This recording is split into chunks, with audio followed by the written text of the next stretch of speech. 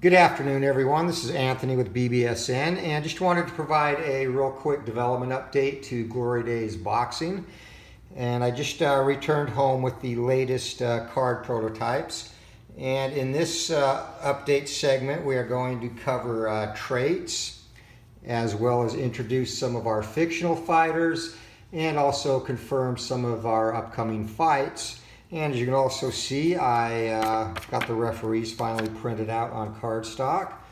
And I will probably add, there's a lot of dead space on the referees cards, so I'll probably look at adding some type of artwork down here under their title bias to make them a little bit flashier, as they don't have the data that the boxing cards do. But first, let's talk about traits. So traits, generally the purpose or the ideal, I guess, purpose is to get the fighters' fight styles and ring attributes captured accurately in the data that's on the cards. Unfortunately, there are some fighters who go a step beyond that. Maybe they have an extra tough chin, such as George Travalo. Maybe their punching power is such that they're more prone to create a single punch or single flurry knockout. Example there, Rocky Marciano. Or maybe they have a defensive prowess which enables them to absorb punches better. So there are different things that come into play that kind of take a certain attribute, basically with a fighter, to a different level, and that's the purpose of adding traits to the cards. So let's talk about that. First of all, some fighters do not have any traits, and here are two examples. Evander Holyfield, he is a very solid all-around heavyweight, as you can tell by his ratings. Good power, decent stamina, very good, or fairly good defensively, a very good counterpuncher. And there's really nothing that isn't captured on his card that needs to be accentuated. And obviously that's always up for debate, but in looking at play testing and just in generally reviewing Holyfield, he probably, actually in my opinion, he is close to he's definitely a top 25 heavyweight, top 20 heavyweight, in my opinion. Obviously nearer to the bottom of that range than the top, and then we're talking all time. But there's really not one attribute that particularly stands out on him. So he has no traits. Another example, Anthony Joshua. And Anthony Joshua, you look at his record, currently 21-0, 20 KOs, and a big KO over Vladimir Klitschko. And that in itself, you would think maybe would create a trait like maybe the one-punch knockout power or the closer trait. But the reason he doesn't have any traits at this point in time is he hasn't really fought the number of fights and the number of fights at a high caliber of opposition needed to thoroughly rate him. He's still a young fighter in terms of, especially for a heavyweight, but in terms of ring wear and time in the ring. And, Klitschko obviously was far and away his biggest fight, and he performed very well in there, but he also showed a couple of weaknesses in his game that obviously well past his prime Klitschko was able to exploit a little bit, even though Joshua ended up closing the fight out and winning rather handily. So he just isn't to the point where I can make a determination, does he deserve traits? And that applies to his ratings too. If he was ranked against the current crop of heavyweights only, he would have more ring general stars in these columns here. But this is capturing fighters from across time, so he really hasn't attained the status to achieve or earn, I guess is a better word, any additional ring generalship ratings until he has increased his resume a little bit. So he compares more to a fighter like Tommy Morrison, who is another that doesn't have any traits, but as you can see on the rating stars, Power, very similar. Obviously, Morrison did not have a very solid chin when hit flush, and Joshua really hasn't had his chin tested yet. So that, there's still things to be played out in terms of Anthony Joshua and his career. And as time goes on, his ratings may very well and probably will change, most notably if he secures or signs the fight with Deontay Wilder and they actually go through with it without making the public wait 3 years. So that's an example of a couple of guys with no traits. And there are 18 traits overall in the game, and they range from affecting your opponent's attributes or ratings to enhancing yours to also creating a negative effect either on yours or your opponent's attributes. So let's talk about that particular piece.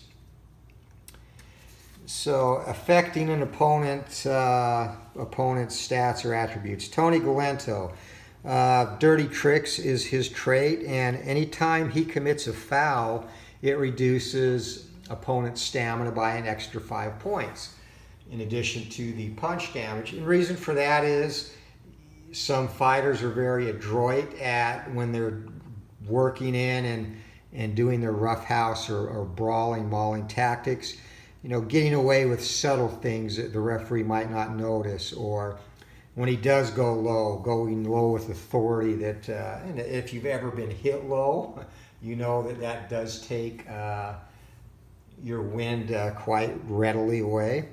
So, and just basically his roughhouse brawling style is exhausting. So that was the reason for that. So that'll only come into play, obviously, with fouls. In terms of that, no other traits. George Foreman, Iceman is his trait, and one punch KO power. And what that does is it adds +1 to his opponent's chin KO rating. So an example there, and we'll bring Anthony Joshua back out. Anthony Joshua currently has a KO rating of 2. So if George Foreman was to knock him down, that would go up to 3, based on the fact that George Foreman has elite power. He has proven one-punch knockout power, and he's going to affect your ability to get up in a much greater measure than an average, or even just an average, say, hard punching fighter that scores a potential knockdown. So it's an example there. Examples of traits that boost your skills. Frank Bruno. Frank Bruno is a fighter not particularly good with endurance, but he's dangerous, and dangerous late in fights. So he has the Hail Mary trait, and if he is behind in the last 2 rounds of a fight, he would add 1 to his power. So if he's fresh, his power would go to 8. If he is not fresh, it would go to a 5. And that just basically takes into account Bruno's ability when it's kind of like going for an all-out knockout. When you're trailing late in the fight and your corner tells you to go for the knockout, Frank Bruno is adept at doing so, or was adept at doing so, hence the trait for that. If he is winning a fight after 8 rounds or with 2 rounds left, if it's a 15-rounder, the trait would be completely ignored. Tyrell Biggs, and Biggs could have qualified for a bunch of different traits. One thing that Biggs is a really good boxer. He proved a little chinny as a professional. His best days obviously came as an amateur, which his style was better suited for, but he still did have a very potent jab, and even though his ring generalship ratings are not spectacular, they're basically, middle of the pack, gatekeeper type, he does have a very excellent jab, as well as a decent defense. But again, it's either way, he can also take punishment as well. So his big benefit or advantage is going to come when he does land the jab. You would add 1 point to all jabs that land for him, and that's the Rembrandt trait. Fighters that affect opponents' ratings in a negative manner. And Muhammad Ali, roll with it is his trait. And I know I mentioned in his last fight against Sullivan, if I had this implemented, he would not have been knocked down in what proved to be a very pivotal moment in the fight, as it directly caused the fight to end in a draw. But Ali had a knack for seeing punches coming in and rolling with them, hence the name of the trait, absorbing some of the power versus getting caught on the very end of the shot where the impact and power distribution is at its highest. So slips punches well, -1 from opponent's power. So where that'll come into play, obviously, if he's fighting Joshua and Joshua has a potential knockdown chance, when you check Joshua's card, instead of a 5, he will now be a 4. And that basically will, over the course of, if you do a career with Muhammad Ali or multiple fights, it's going to come into play and save him not getting knocked down. Obviously, he still can get knocked down, punches that you don't see coming. He was a victim of a couple of flash knockdowns in his career. Probably Frazier was the one that had him hurt the most. But, not necessarily that he had a great chin. He did have a very, very good chin, but it was more his ability to see and react to punches so he didn't get hit with their full impact. So that's that trait. And then George Chuvalo, his chin rating is basically as low as it can go. Takes a 1 to knock him down, takes a 1 to knock him out. But the man was never off his feet, in a career. So that kind of takes his chin to a whole different level. There's other fighters that will have chins that are down in that area that were extremely hard to knock down. But Chuvalo, like I said, is a whole different animal there. So if by chance a 1 is rolled on his card for a knockdown, you would then re-roll a 1d20, and if it came up 1 to 14, it would nullify that knockdown, and you would just count the normal punches landed, and that would be considered, he would be considered hurt in the next segment, but he would not go down. And it basically, I think, would have taken a sledgehammer or an elephant gun to knock him off his feet. So that takes an already top-end trait, his ability to absorb punishment, and takes it up basically to the nth degree, because there is still a chance he could get knocked down, obviously, but it has to be beyond very slim, and since we can't go lower than 1, we can't have a 0.5 chin. This kind of takes that into account and makes him extra tough to knock down. Negative traits for fighters themselves. And we'll start with Joe Grimm. Joe Grimm, one of the absolute least skilled men ever to step inside a ring. And Joe Grimm is a very sad story. He, after his fighting career, and he absorbed such tremendous amounts of punishment, 150 fights in his career, lost 104 of those. And that was his calling card, the ability to take a shot. And his trait, hug it out when hurt, either from a knockdown or a 15 punch disparity in a round, or even if he is stunned and on his feet, the chance for a TKO obviously would come up the next turn. So he's going to get the opportunity to roll a 1d20, and any punches that land when he is hurt, it becomes a clinch and nullifies a punch if that 1d20 comes up 1 to 6, which again reflects his ability to basically just survive in the ring. And his story, again, is a very sad one. After he stopped fighting, he'd absorbed so much punishment, and even during his fighting days, there were cries throughout the boxing world for him to step down, for promoters not to sign him to fights, because he took horrific beatings in his career. And he fought everybody. He was not a natural heavyweight, but he fought, I think he weighed generally in the 160s, but he fought Jack Johnson, went 6 rounds with him. Johnson gave him very, very brutal beating, but he lasted the 6 rounds. And it had an effect on him. He definitely was a fighter. If he was or had passed away recently, they would have done a brain scan on him, and undoubtedly he would have had CTE. He ended up dying institutionalized, and basically at the time was labeled mentally unfit, or, for lack of better words, crazy. And it had everything to do with the tremendous amount of punishment he took in his boxing career. Henry Cooper, now he has a high cut rating, so that's going to come into play just off his normal card. But in addition to that, he had a propensity to be stopped on cuts because he was such a heavy bleeder. So bleeder is his trait, cuts easily, +2 to range on all cut stoppage checks. So example of that, if he did get a cut result and it came up gash over left eye or right eye, which would be in the 11 to 16 range on his cut fighter-specific cut chart. The first time a fighter is gashed, you roll the 1d20, and it's so bad that the referee stops it right then if the roll is 1 to 4. So taking this into account, because he did have such a propensity to bleed heavily, if that happened to him in a fight, that chance on the very first gash would now become 1 to 6. And if it was subsequently reopened, you would add 2 to each of those rolls as well.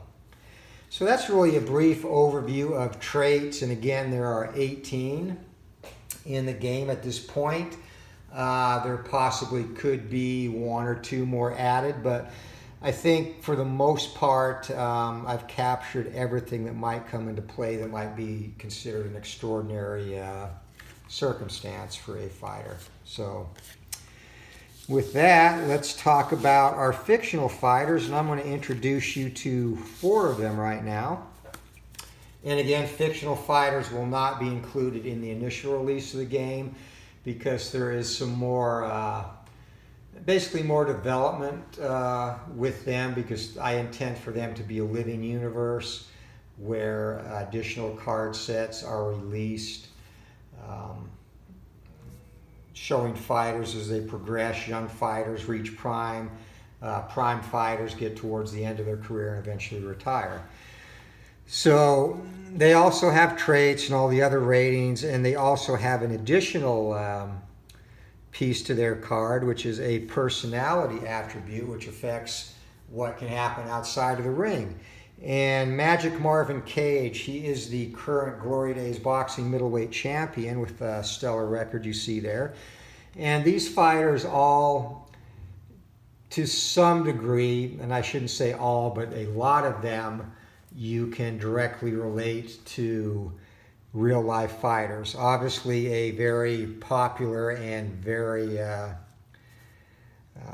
accomplished middleweight named Marvin existed in real life, and similar to this Magic Marvin, the other one had a quote-unquote marvelous career, and I don't think you can really haggle over that, so you know what I'm talking about now. But focus trait means he's all business, and it's going to affect him when he is preparing for a fight. It may increase his stamina, which is already exceptional. It may add a trait, as an example, increase his punches landed, or even affect his ring generalship rating. So there are different ways that can come into play, and generally that would be good. One negative part of the focus trait is he could overtrain, and that could have a negative impact, say, on his stamina. And these are all things that are determined prior to the fight, and it affects the fighter in some ways, and some of these personality traits even result in cancellations. He also has a trait that was not covered in the examples I just went over with real life fighters, slug it out trait. And Magic Marvin Cage, he is very brutal, loves to mix it up on the toe-to-toe exchanges, and when that happens with him, you will add 1 punch to both fighters' punches landed. And that's in addition to his other strong traits: a good chin, hard to knock out, and great power. Next up, we have Sweet Pea Jackson. And think of Sweet Pea as a kind of a cross between a sugary substance and somebody who actually had the nickname that he goes by. Slick boxer, showtime trait, media darling, likes to say a lot of things before the fight. It can have a positive and negative impact. It could throw his opponent off the game. It could increase the attention he gets, or even have a negative impact on him due to, say, a brawl that occurs due to his trash talking. He also has the Rembrandt trait, which we did cover on Terrell Biggs' card, where he will add an additional punch landed to all jabs that land. And he is an exceptional defensive fighter as well. Not very good at all from the inside, but very good from the outside. And he is currently chasing Magic Marvin Cage around, taunting him, even though they have met previously, and Marvin Cage won a decision over Sweet Pea. But Sweet Pea thinks he has accomplished enough in his training and breaking down Cage to get the better of him next time out. So we shall see how that unfolds. Another fighter, Dash Nichols. And Dash Nichols is a journeyman or a scrub or tomato can, whatever you want to call him. He is normal. He doesn't have any special traits. So when you did pre-fight rolls on him, it could be a potpourri of different things or nothing at all, which could also affect fighters that do have other personality traits, like Sweet Pea Jackson. May not feel like talking before a particular fight, and his media interviews and pre-fight shenanigans don't come up or don't influence the outcome of the fight in any way, shape, or form. So Dash Nichols, and this is another new trait that wasn't covered in any examples, he is reluctant. And what that means is he does not like to go toe-to-toe with his opponents. And you can see he is an exceptional defensive fighter, not very good offensively, very, very bad inside, and not super good outside either. His punches don't necessarily, he's not going to throw punches in bunches, so his scoring ranges of 4 and 3 point punches is going to be less. You can see there on the 4-point hook, only 1 from the outside, just 3 on the 4-point cross, and you'll have more in the 3 and 2-point range in those scenarios. And he also, very seldom, these clinch ranges are generally pretty standard for the most part, but he is such a defensive first fighter that even when fighting outside, he has an enhanced clinch range, which is something that will come more into play with the fictional characters in this universe. So a very marginal fighter. He's won basically just over half of his 31 pro outings. No power to speak of, 3 KOs. He has a power rating of 2. And he is a little bit chinny, but he's going to be tough to catch because he does have great defense. He does reduce punches when going toe-to-toe, which most fighters do not because they're too busy throwing punches back. And additional propensity to clinch. So most fighters are going to handle him, but it's not going to be in spectacular fashion and generally an ugly fight. Another one, our fourth and final fictional character being introduced today is Filthy Phil Luker. And Filthy Phil is kind of a loose cannon. He has the drama personality trait, which means he is likely to create havoc at weigh-ins, possibly get into trouble with the law, assault a fan, things of that nature, damage his hotel room. No telling the amount of mayhem that he could cause. And he's also a dirty fighter like Tony Galento. He has the dirty tricks trait. He does foul a lot, and that's basically his game. And it's not like he's an unskilled fighter. He has decent power, better than average, pretty good chin. He just chooses to roughhouse it, and you can see on his punches landed card here, his outside fighting is nowhere close to what he can do inside the pocket. And he likes to get inside and dig and bring it and basically just live up to his name, which is Filthy Phil. Defense, he has none of that. He'll take some extra shots. Not a very solid or accomplished counterpuncher, but still definitely a fringe contender who will give a lot of fighters problems. So that does it for this update, and we will talk about upcoming fights. And ID Gesture, this is one he has been looking forward to. Big George Foreman versus Evander the Real Deal Holyfield. And that fight is going to take place tomorrow live, 9 a.m. Pacific, which is 12 noon on the East Coast, and whatever time in between, Mountain and Central. So this will be a 10-round fight, and could potentially place one of these fighters in line for a title challenge down the road. And of course, the first title fight to crown the first Glory Days Boxing heavyweight champion is also coming up, and it will come up probably Thursday of next week as a tentative date, and I'll send out a definite update on that. And that will, of course, feature the Galveston Giant, Jack Johnson. And Johnson, who has the old master trait, and he will face Jack Dempsey. And you'll see 2 new traits on here that were not covered, 2 of the 18 total. So for Johnson, he is the old master. And when he gets into a toe-to-toe exchange, he has a tendency to do just enough to come out on top. And the result of that is he will reduce his opponent's punches landed on all toe-to-toe exchanges by 1. So if they both land 3 punches, Johnson will come out with 3, his opponent will come out with 2. And that kind of relates to his ability. He's a very subtle fighter, even if you watch old film of him. Very good at coming in, working, and then before an opponent can really match him or retaliate, clinching, turning the opponent, moving him at a different angle, and then getting out of there. So that's what the old master trait encompasses. And then Jack Dempsey.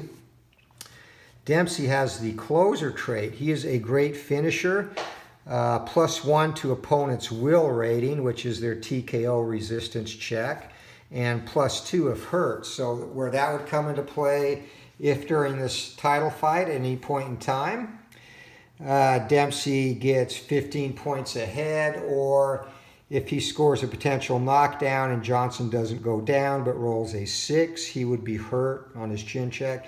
He would be hurt for the next segment. So in that scenario, Johnson's will rating would be 8, and if Dempsey landed a power punch, cross, hook, or uppercut in that segment where Johnson was hurt, then you'd roll on the will check and it would be an 8 or less, and the fight would be stopped by TKO. And that just highlights Dempsey's exceptional ability as a finisher, which he was as ferocious as there has ever been in terms of finishing a fight when he had someone hurt. So those are the upcoming fights, and again, the fictional fighters, a brief intro of a few of them, and finally the implementation of traits. So hope you enjoyed this, and if you do have any questions, please leave that in the comments. If you like the video, like what you see, please give the video a thumbs up. And again, we'll continue to do this throughout the development cycle as it takes place over the remainder of the year.